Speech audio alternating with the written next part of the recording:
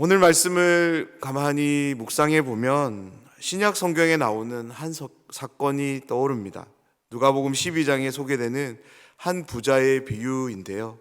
다들 잘 알고 계시지만 간략히 소개하면 이런 내용입니다. 한 농부가 있었고 그는 한 해 동안 열심히 일하여 많은 수확을 거두게 됩니다. 그래서 추수를 마친 후 저녁이 되어 자신이 거두어들인 그 풍성한 곡식들을 보면서 이렇게 말을 하는 거죠. 내가 이렇게 하리라. 내 곡간을 헐고 더 크게 짓고 내 모든 곡식과 물건을 거기 쌓아두리라 라고. 풍성한 곡식을 보면서 그것을 저장할 어떤 곡간을 지을 생각을 하는 이 농부의 마음은 얼마나 기쁠까요?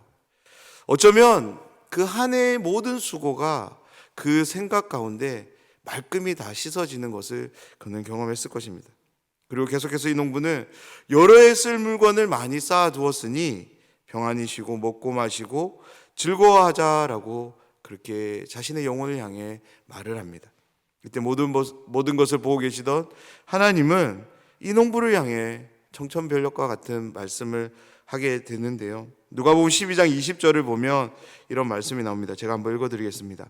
하나님은 이르시되 어리석은 자여 오늘 밤에 내 영혼을 도로 찾으리니 그러면 내 준비한 것이 누구의 것이 되겠느냐 하셨으니. 아멘. 실컷 농사를 지어서 잔뜩 쌓아두어도 그날 밤에 하나님께서 그 영혼을 데려가신다면 쌓아둔 것들이 그 농부에게 무슨 소용이 있을까요?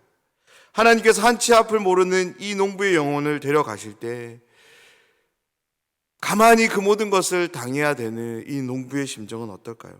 이 농부가 일평생 경험했던 억울함이 이것만 못할 것입니다. 우리가 이 말씀에서 꼭 기억해야 될 부분이 있는데요. 그것은 뭐냐면 하나님은 지금도 살아계시며 모든 것을 바라보고 계시고 그 역사의 연장에 함께 하신다는 것입니다. 우리가 살아가는 이 세상사를 가만히 들여다보면 바로 저와 여러분, 우리가 주인공이 되어서 무언가 바쁘게 수고하고 만들어내는 그렇게 진행되어 가는 역사처럼 보이지만 이 세상 역사는 하나님이 펼치시는 섭리라는 광활한 역사 속에서 운행되는 역사임을 우리는 기억해야 합니다.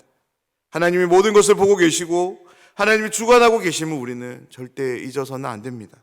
오늘 18절을 시작으로 함께 나눈 이 말씀은 전도자가 자신이 한 경험, 특별히 수고에 대해 자신이 경험한 입장을 통해 하나님의 섭리를 인정할 것을 읽는 모든 독자들에게 그리고 이 세상을 향해서 교훈하는 말씀입니다. 그런 점에서 오늘 말씀은 특별히 우리에게 수고에 대한 좋은 통찰력을, 바른 태도를 갖도록 도움을 주는데요. 다름 아닌 우리가 제 아무리 우리의 손으로 무언가를 위해 수고해 보이지만 그로 인해 어떠한 결과들을 얻게 되는 것 같지만 그것이 우리의 수고의 산물이 아니라 하나님이 내리시는 은혜요 선물이라는 것입니다.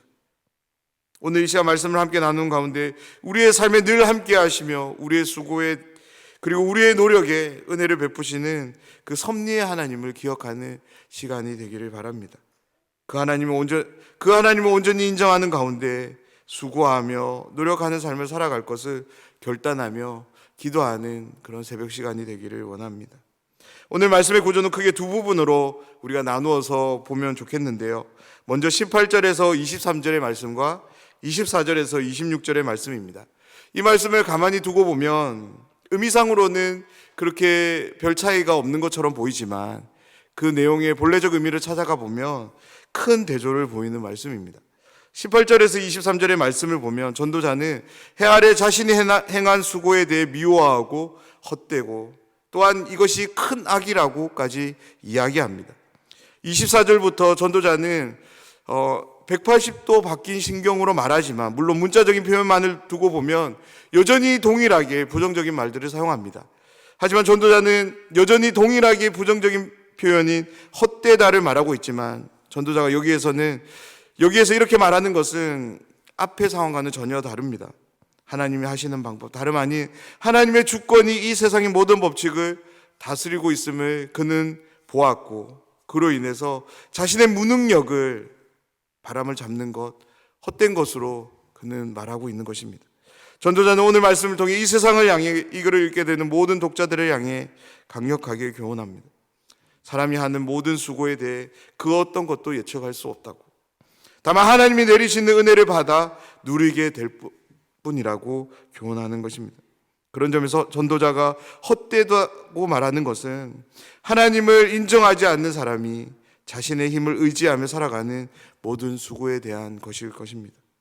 18절에서 23절의 말씀을 우리가 살펴보면 사람이 어떤 지혜를 가지고 수고하지만 그 수고의 결과에 대해 그 어느 것도 예측할 수 없다는 것입니다.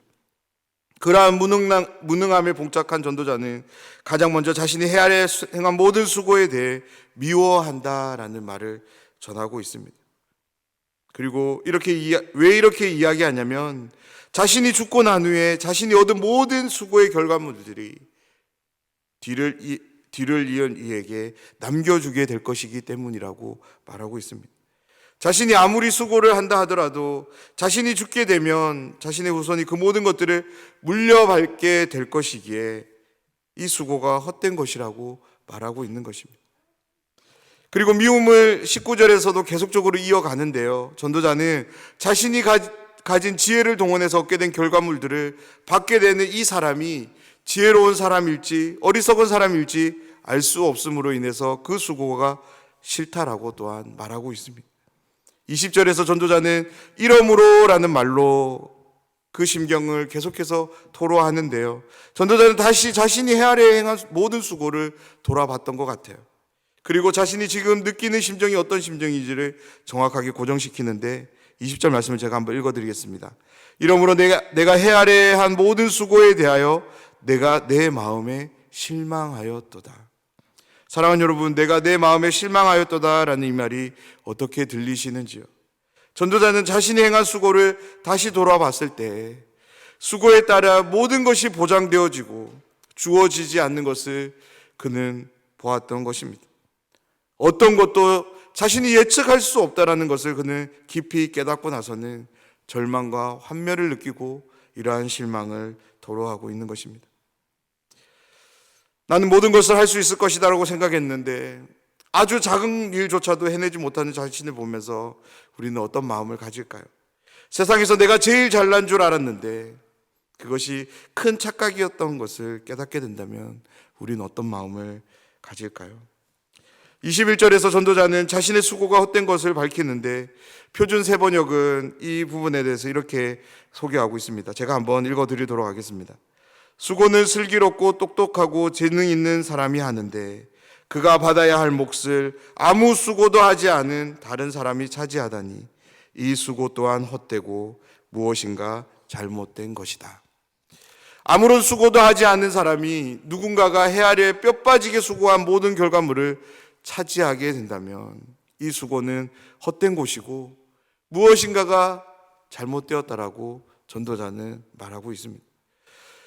왜 이렇게 말하냐면 앞서 2장에서 전도자는 규범적 지혜를 소개하는데요.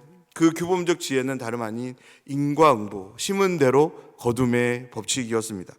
전도자는 자신이 수고한 것에 대해서 상응하는 몫을 얻게 되었다라고 그는 이야기했습니다. 그런데 오늘 본문에 와서는 이것과 정반대의 상황을 이야기하고 있는 거죠.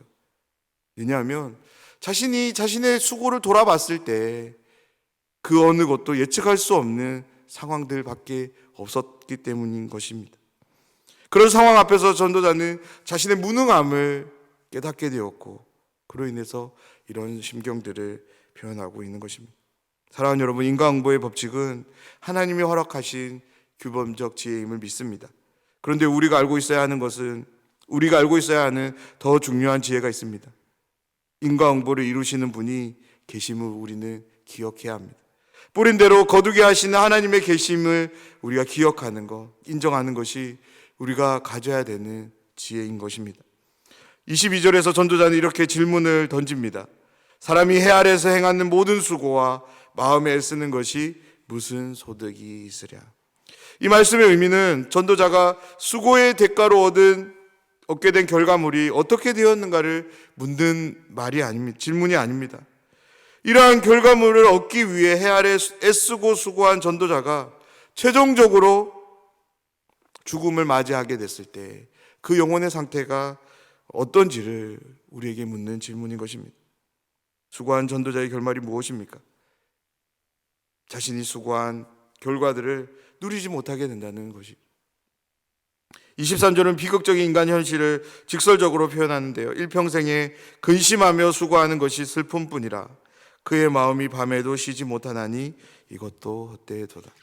전도자는 일평생에 근심하며 수고하는 것, 그것을 통해 경험하게 되는 것이 슬픔밖에 없다라고 말하며, 그래서 그의 마음이 밤에도 쉬지 못한다라고 통찰력 있게 말하고 있습니다. 수고를 통해 슬픔을 얻고 밤에도 쉬지 못하는 그 마음을 가진 삶, 그것이 무슨 의미가 있을까?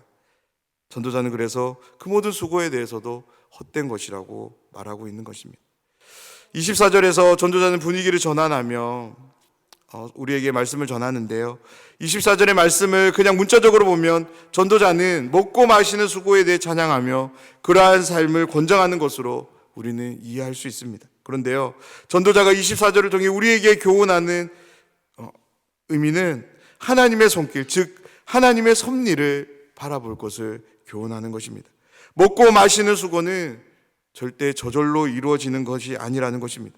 우리의 삶의 주관자 되신 하나님께서 우리를 돌보시고 인도해 가시며 때를 따라 돕는 은혜로 함께 하시기에 우리는 수고에 대한 상응한 대가를 받게 되는 것이고, 그로 인해서 먹고 마시는 수고를 할 수 있다는 것입니다. 그렇습니다. 신자에게 있어서 수고, 노동에 대한 바른 개념은 내가 수고했기 때문에 이 모든 것들이 나에게 주어졌다라는 것이 아니라 내가 수고했지만 하나님이 이 모든 것들을 나에게 허락해 주셨다라고 고백하는 태도입니다. 내가 아무리 수고해도 하나님이 허락하지 않는다면 나에게 아무것도 주어지지 않을 수 있다는 것을 우리는 인정하는 것이 바로 신자의 수고, 노동에 대한 바른 태도입니다.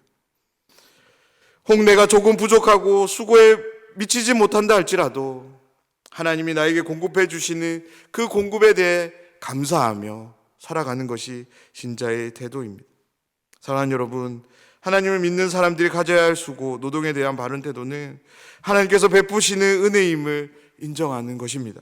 나에게 주어지는 것이 절대 내 수고로 인해서 내가 당연히 요구해도 되는 그런 권리가 아니라 나의 수고에 대해 하나님이 베푸시는 은혜의 산물이라는 것입니다.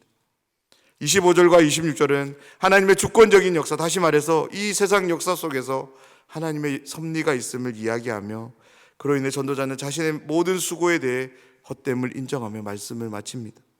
사랑하는 여러분, 오늘 말씀을 통해 우리가 이 한 가지를 꼭 기억하셨으면 좋겠습니다. 내가 그리스도인임을 고백한다면 나는 하나님이 펼치시는 섭리, 그 섭리를 믿고 따르며 인정하는 사람이 되어야 합니다. 하나님의 섭리를 믿는 사람은 절대 주인공이 될 수 없습니다. 오해하지 마십시오. 아무것도 안 해도 가만히 있어도 하나님이 모든 것을 책임지시고 다 해결해 주신다는 그런 말씀을 드리는 것이 아닙니다. 하나님은 심음대로의 법칙인 인과응고의 법칙을 존중하십니다. 그렇기 때문에 우리는 어떤 상황 가운데서도 수고의 땀방울을 흘려야 됩니다. 하지만 하나님의 섭리를 믿는 가운데, 인정하는 가운데 우리는 그러한 수고를 해야 될 줄 믿습니다. 우리에게 새로운 오늘을 우리에게 주셨습니다. 우리의 삶 속에서 여러 다양한 모습으로 우리에게 수고가 요구될 것입니다. 그때 오늘 말씀을 기억하며 수고의 태도를 분명히 하는 우리가 되었으면 좋겠습니다. 내 삶에 내가 주인 되어 수고하지 맙시다. 내 삶의 주인 되신 주님, 하나님을 기억하며 하나님을 인정하는 가운데 최선을 다하는 오늘 하루의 삶이 되길 주님의 이름으로 축원합니다. 함께 기도하겠습니다.